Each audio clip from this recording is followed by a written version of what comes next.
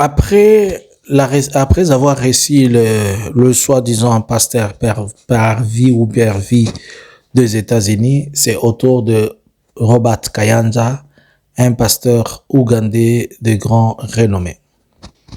Qu'est-ce qu'il est donc venu faire? Pourquoi Félix l'a-t-il le récit le 14 juillet de cette année? Bonjour, bonsoir.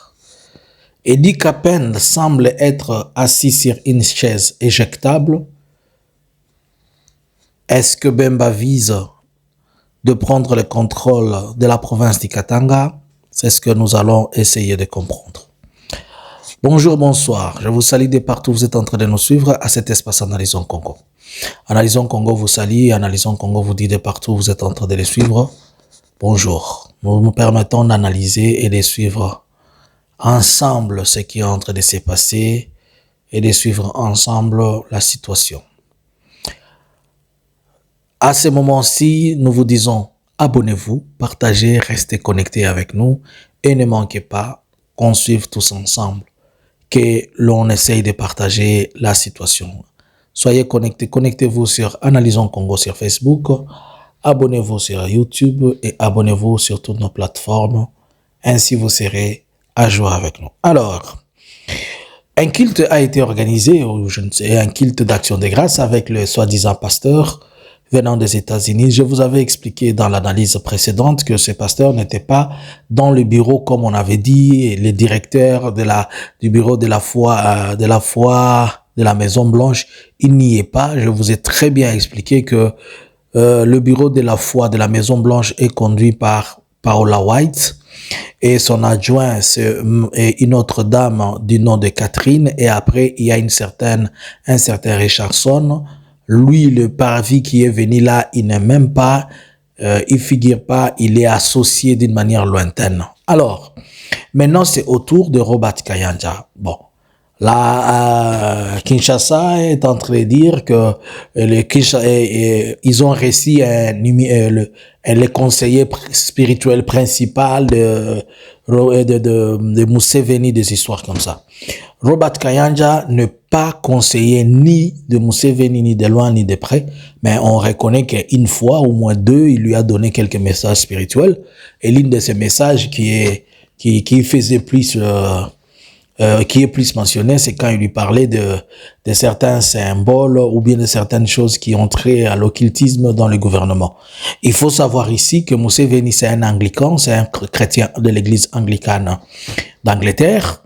Et pour la petite histoire, pour essayer de comprendre, Museveni a 3 enfants. À savoir, il a son premier, le fils que nous connaissons tous, Muhoozi. Après Muhoozi, il y a un autre fils, et il y a aussi il y a une fille. Museveni a 2 filles. Il y a une fille qui est styliste, et la seconde, qui est la troisième, qui s'appelle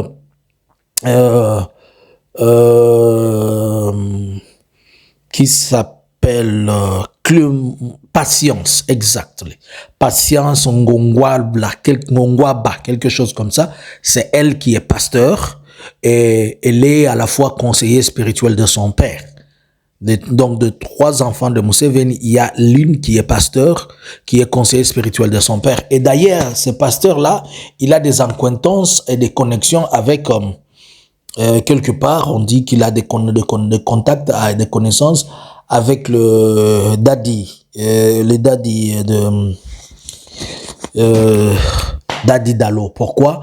Puisque Daddy Dallo est lié aussi à certaines églises de Nairobi où il paraîtrait qu'il pouvait être en contact, de bonnes relations avec Jomo, avec Kenyatta, et c'est comme ça que par Kenyatta, il y a cette tremplée-là. Alors, pour savoir qui est Robert Kayanja. Robert Kayanja, c'est le pasteur d'une grande église, et une célèbre église qui s'appelle Miracle Center de Kampala. C'est connu par tout le monde. Robert Kayanja, c'est pas quelqu'un à demander.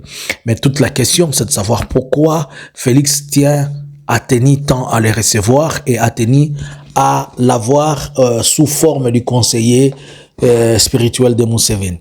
Certainement, c'est puisque la situation pour le moment, Félix n'aimerait pas se retrouver entre 2 fronts, et il aimerait beaucoup plus attirer la sympathie et la confiance totale de Museveni, et c'est comme ça qu'il peut essayer de jouer sur toutes les formes. N'oubliez pas que ce scandale qui s'est passé sur l'ouverture de frontières de Bunagana, c'était comme une gifle pour que Kampala a fait à l'Ouganda.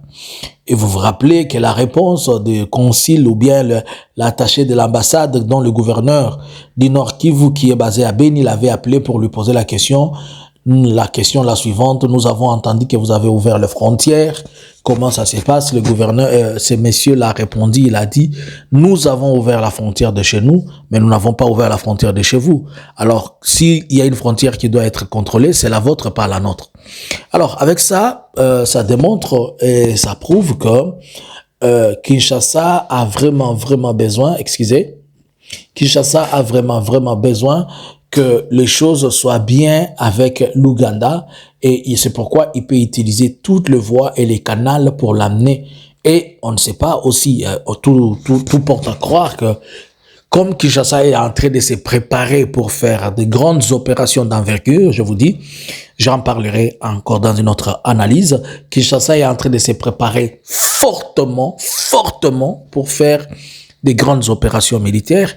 Il ne peut que chercher à avoir des alliés, et par la même occasion, il peut chercher à avoir des garanties totales de Museveni par plusieurs voies, lui demandant vieux, cool down, Motochini, des histoires comme ça. C'est dans ce sens-là qu'il est possible que Robert Kayanja se retrouve être reçu à la présidence. Va-t-il aussi organiser un autre culte comme ce qu'on connaît? Bon, on peut accepter, mais nous connaissons tous, pour ceux qui connaissent Robert Kayanja, ils savent comment il travaille, on n'a pas à dire, nous ne pouvons que comprendre que là aussi Robert Kayanja, peut-être il est sorti avec ses 5 millions, ses 10 millions, bon, après tout, c'est un monsieur qui est suffisamment aussi béni à sa façon. Il fait beaucoup de cultes. Vous vous rappelez de la fois passée où il y avait un culte à Kampala où on a vu Bénin avec le drapeau? Certainement, Robert Kayanja est beaucoup connecté à Bénin. Peut-être aussi Kinshasa, dans le cadre de cette visibilité-là, il est en train de chercher comment inviter Bénin, venir à Kinshasa pour organiser.